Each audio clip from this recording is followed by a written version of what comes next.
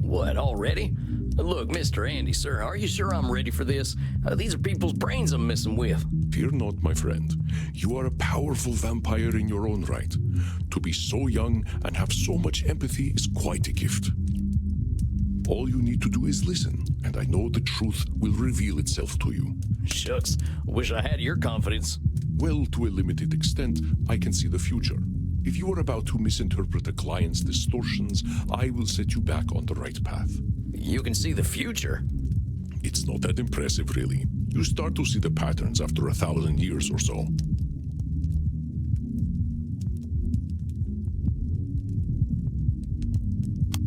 Well, dang. If seeing the future ain't impressive, that's gotta be a distortion. Disqualifying the positive, it's gotta be. You barely require my aid as it is. If you need guidance, I will provide it to you telepathically. Don't think about it too much. When you are 3,000, such things will cease to impress you. Let us look at your first client's case file. Dr. Drain, huh? He ain't got no first name?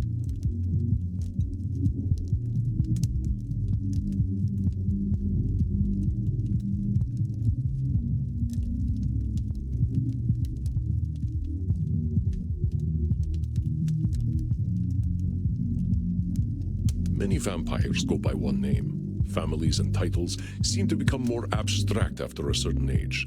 Huh. So is it funny that he kept the title? Indeed. You catch on quickly, despite your habit of disqualifying the positive.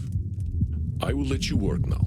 I shall be meditating in my coffin, but I will sense when you need my help. But Samuel, I know you can handle this. Be yourself, and all will be well. Satan bless it all, I hate flying! Hey there. God's blood, what on earth are you? My name's Sam. I'm the new therapist. Make yourself comfortable, Dr. Drain. And American as well. Good God, it's not enough for you lot to take over the world of the living. Even the halls of the dead aren't safe from you. Oh well, I suppose your lot are all into this touchy-feely stuff, aren't you? And ignorance, even American ignorance, is bliss, I suppose. Oh, sweet ignorance, how I do wish I knew thee. Damn it, how am I gonna work with this fella? I gotta ask Annie. Are you all right, Samuel? You gave me this fella as my first client? Why not? He is clearly hiding very little about his state of mind. How am I supposed to help him when he already sees me as the bad guy? Use your instincts, Samuel. Think about how you have felt in your darkest hours. What does this poor vampire want? I think he just wants to complain. Perceptive, Samuel. He can hardly stop himself, can he? So what, I just let him complain? Of course. Just give him a starting point to let it all out. It will make him feel better. Well, if you say so. Don't worry, Samuel. You are doing wonderfully. I will release your time now. Well, are you just going to sit there? I was just gonna ask how your trip here was. My trip? My trip was bloody wonderful. Until my familiar got a flat tire and I had to fly 30 kilometers here as a bat. I hate being a bat and I hate flying. Do you know an owl tried to eat me? Me, a creature that has lived for centuries, treated like common prey. I'm surprised he was even interested. You should see what an ugly little beastie I am when I transform. All I could do was screech and squeak until he went away. Well, I suppose I'm alive, in a manner of speaking anyway. You all right there, pal? Yes, I'm fine. Well, I'm not, of course. I wouldn't be here otherwise. But for the sake of conversational integrity, fine. I take it you've read my case file and know why I'm here? You're here for an addiction problem. Yes. Embarrassing, isn't it? What's to be embarrassed about? I remember when Ulysses S. Grant was president. Didn't seem to bother him. Oh, well, of course. How wonderful it is that I share the mental failings of people who only live a single lifetime. Hey, come on now. There's a part of us that's still mortal. Can't help that, just like we can't help being dead. So I'm discovering. Look, I just need some tips and I'll be on my way. Just give me all the tricks. Whatever one does to make addictions go away. Tips? Let me think. Partner, there ain't no tips that'll magically cure you. But I'm here to listen. You know, I never in my life thought anyone would ever call me partner. Like partner, but not with a T. And I know how you English love your tea. Thank goodness we can still process tea. We cannot live on blood alone. I appreciate the concern, though. I must admit, I rather saw myself above this whole addiction thing. I tell you what, let's not worry about being above or below anything. You're here now, so let's see what we can do. What exactly are you addicted to?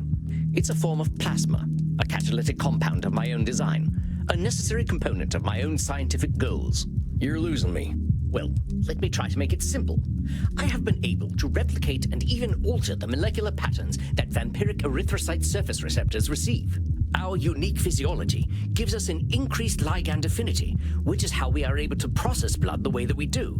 I can extend this receptivity and thus achieve my true goal: synthetic blood, freedom from the hunger that plagues us, and hope for all humanity. Well, dang, that sounds pretty impressive, Doc. Well, it doesn't work without a vampiric catalyst, and that is the plasma I am addicted to. Pathetic, isn't it? I have spent 400 years trying to steal the secret of blood, only to be engulfed by it, like Prometheus walking into a fireplace. Pathetic? Doc, where the heck would you get a word like that? You've come up with the synthetic blood. Man, I can barely get my spurs on some mornings. Maybe you've had a setback or two, but give yourself a little credit, compadre. Credit? For wasting 400 years? Practically speaking, I'm in the same place as I was back when King James was in power. Only now I have a drug problem. Perhaps I must face facts. My professor was right. Nothing we ever do will make a damned bit of difference. Samuel, listen to him. Do you... There's some distortions in there, ain't there? I knew you would sense them. Invite him to talk more about this failure of his. I'll do my best. Now hold on just a minute there, cowpoke. I've heard you talk a lot about failure, but it sure sounds to me like you ain't thinking clearly if you think you're a failure. I am a realist, that's all. Look at me. 400 years of study and still dabbling with leukocytes.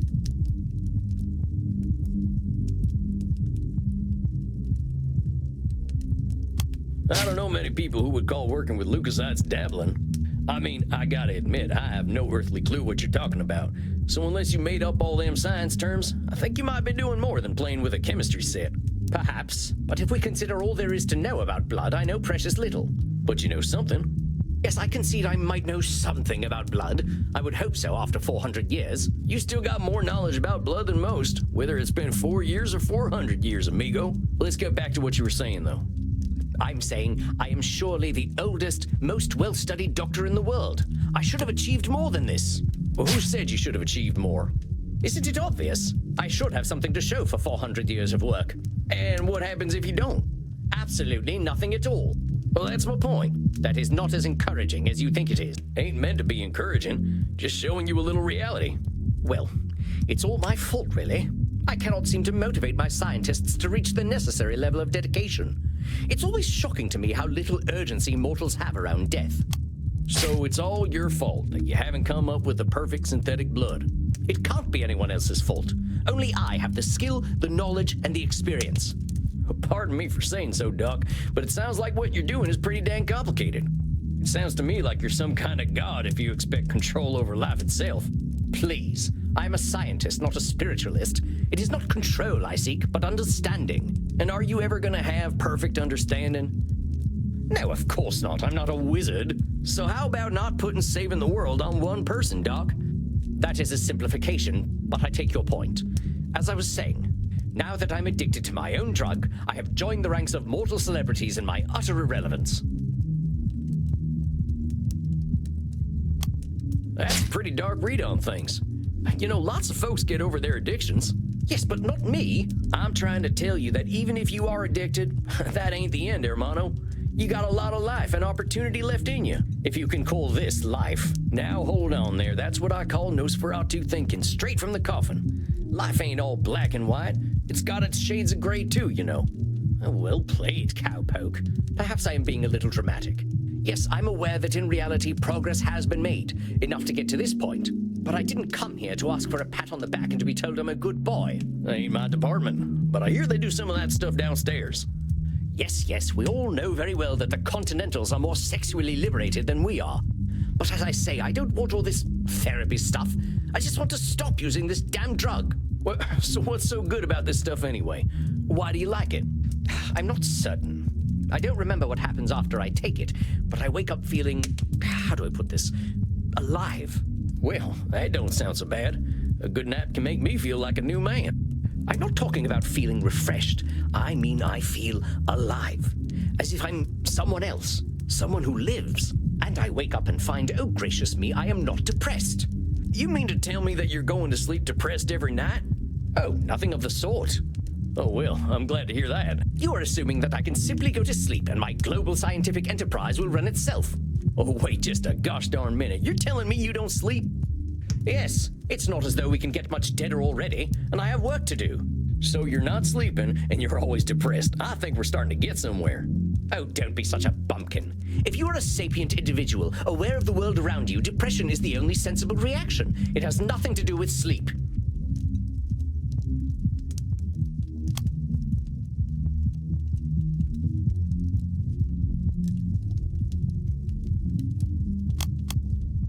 Depression is the only sensible reaction. He makes the Goths downstairs seem almost joyous in their perspectives, doesn't he?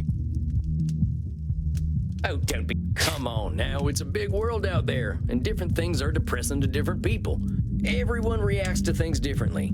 Ain't it true that a sensible person, as you call him, might even be a different degree of depressed? Very well, I suppose I might have been using a bit of mild hyperbole. Mild is putting it mildly, buckaroo. Buckaroo? Now I'm even more depressed. Regardless, I didn't come here to be a whiner. Oh, boo-hoo, on life is hard. Yes, we all know it's hard. Now, why'd you say coming and talking to me makes you a whiner? Is that not what I currently am? Sounds to me like you're expressing yourself. Whiner is the word you used. Yeah, if you want to call it whining, that's up to you. But that's entirely your label. Oh, very well, call it moaning or whinging if you prefer. Moaning, whinging, bellyaching, still all just labels. I don't believe I shall be using the term bellyaching in any case, but as I was saying, in the moments I wake up, I feel free. I suppose it must be what being an ignoramus feels like.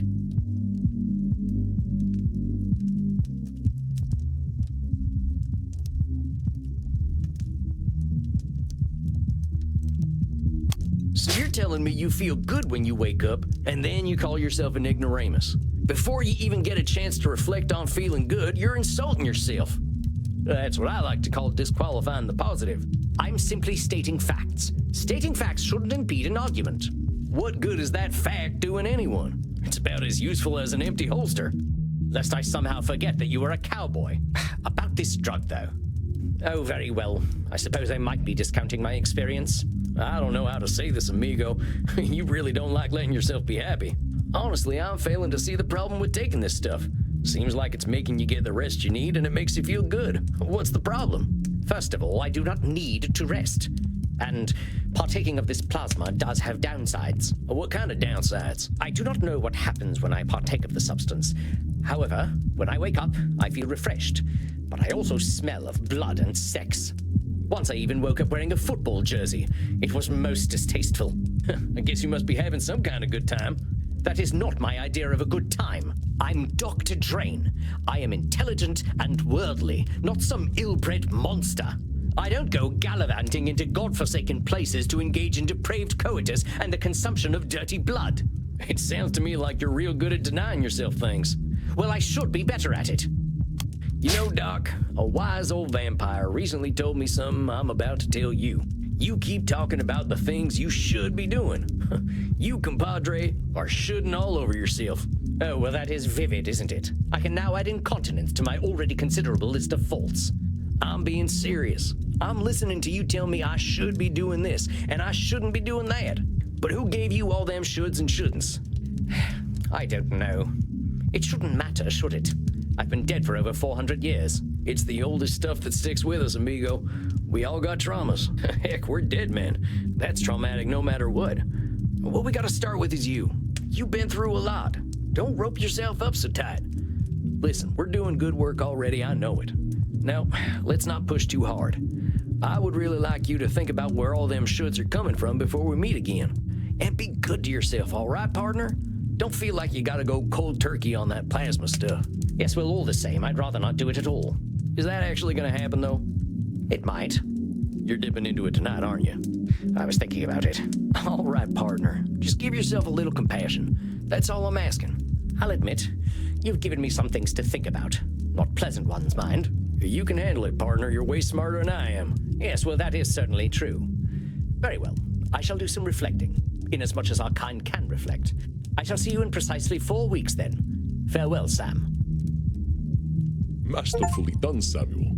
I knew you would do well, but that doesn't make me any less pleased. Well, that was a hell of a rush. That fella's holding on tighter than a holster to a gunslinger's hip. It felt real good to help him look at himself a little more kindly. Good, Samuel. Treasure this feeling, but also rest. Go downstairs, get something to drink, relax in your coffin. Next week you shall see a new client. I think there will be an interesting challenge for you. I bid you good evening, Samuel. Rest in peace. You too, Andy. Well, I guess it's time I got me some grub.